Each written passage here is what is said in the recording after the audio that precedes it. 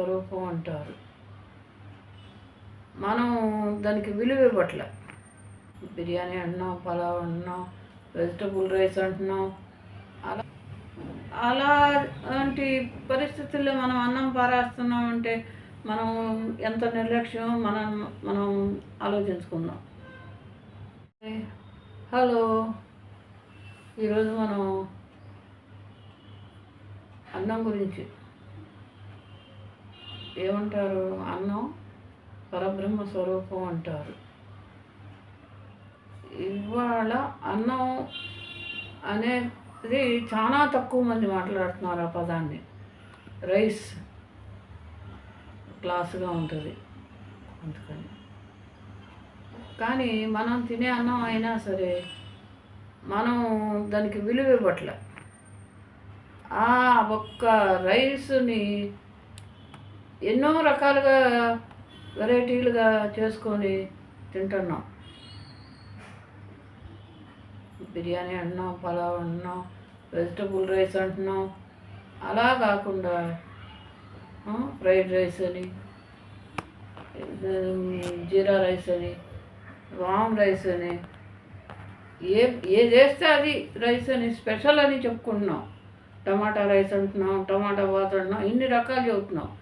కానీ ఆ రైస్కి విలువ ఇవ్వట్లే. రైతు పండిస్తున్నాడు కష్టపడి. మనం తెచ్చుకుంటున్నాం, డబ్బులు ఇస్తున్నాం, బ్యాగ్ తెచ్చుకుంటున్నాం, వండుకుంటున్నాం. ఆ బియ్యం కొలిసేటప్పుడు కింద పోతున్నాయి, దాన్ని పట్టించుకోవటంలో. సరే అయిపోయింది, వండుతున్నాం. అన్నం వండినా అది కుదురుద్దా కుదరదా, కరెక్ట్గా చేస్తున్నామా చేయట్లేదా అనే ఆలోచన ఉండట్లే. పని అయిపోతుంది అన్నట్టు చేస్తున్నాం. అది నచ్చితే తింటున్నారు, లేకపోతే పారేస్తున్నారు. అన్నం అంటే ఎట్లుండాలి? ప్రతి ఒక్కళ్ళు కూడా కులం మత భేదం లేకుండా కూడా ప్రతి వాళ్ళు కూడా తీసుకొని మొదటి ముద్ద కళ్ళకు అద్దుకొని మరీ తింటారు. ఎందుకు తింటారు? దానిలో అంత శక్తి ఉంది. అది మన ఒంటికి శక్తినే కాదు, మన మనసుకు కూడా శక్తిని ఇస్తుంది. కానీ దాన్ని నిర్లక్ష్యంగా తింటున్నారు. సగం కింద పోద్ది, సగం మీద పోద్ది, సగం కలుపుతారు, పక్కకు నెడతారు. ఇన్ని రకాలుగా వేస్ట్ చేస్తున్నారు. కానీ ఆ పండించే రైతుకు మాత్రం కడుపు నిండా అన్నం దొరకట్లే. మనం తినే అన్నాన్ని గౌరవించుదాం. ఆ అన్నం ఒక్క పూట లేకపోతే మనం బతకలేవు. కానీ దాని మీద శ్రద్ధ లేదు. ఇవాళ 50 రూపాయలు పెట్టి కిలో కొనుక్కుంటున్నాం. ఒకప్పుడు కిలో వచ్చి మామూలుగా రేషన్ బియ్యం కాకుండానే కిలో ₹1, ₹2 అమ్మిన రోజులు ఉన్నాయి. ఎందుకు పెరిగిపోతుంది? జనాభా పెరిగిపోతున్నారు, పండించేవాడు తక్కువ అవుతున్నాడు, తినేవాళ్ళు ఎక్కువ అవుతున్నారు. అలాంటప్పుడు కూడా ఆ బియ్యం, ఆ అన్నాన్ని మనం జాగ్రత్తగా చూసుకోవటంలో. చూసుకోకపోతే ఏమవుతుంది? ఉన్న కొద్దికి పంట తగ్గిపోద్ది. తినడానికి అప్పుడు మనం ఏదో ఒక గడ్డి తినాలి. అలా కాకుండా మనం తినే అన్నాన్ని,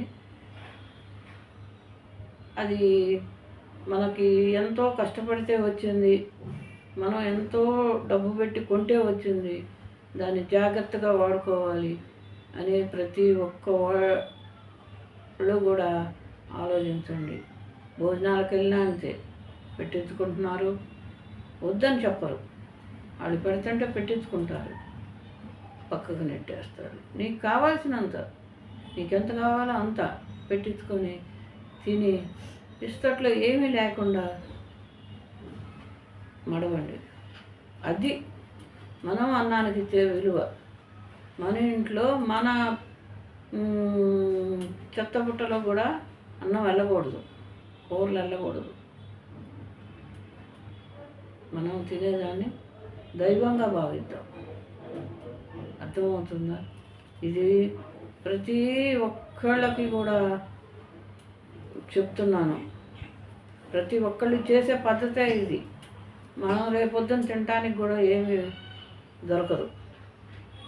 మనం ఎప్పుడైతే నిర్లక్ష్యం చేస్తామో ఆ నిర్లక్ష్యం రేపొద్దున మనకి తినటానికి లేనప్పుడు మనం చేసింది గుర్తుకొచ్చుద్ది.